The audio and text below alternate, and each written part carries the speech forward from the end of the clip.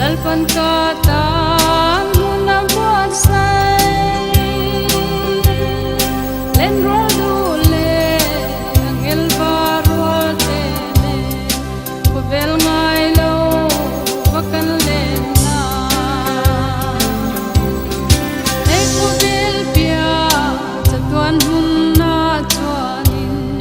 zolne martar rangel varne anpai puleng rio moine nalalpa hingan fa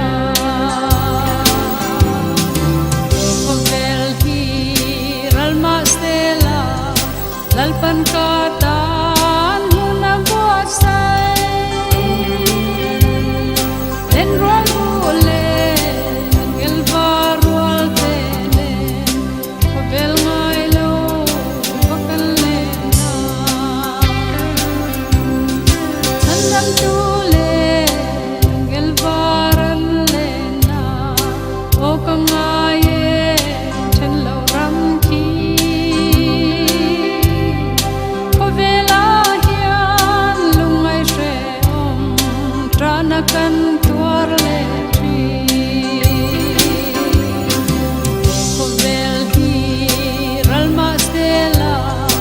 lalpan katan muna buat say len rodule angel barwal tene kubel ngailo wakan lena zaili pa kangukan lalpa chu kubel zong hiral masela tuan thengin phak na la hia ral nia nei lo pa kubel hi ral masela lalpan katan muna buat say len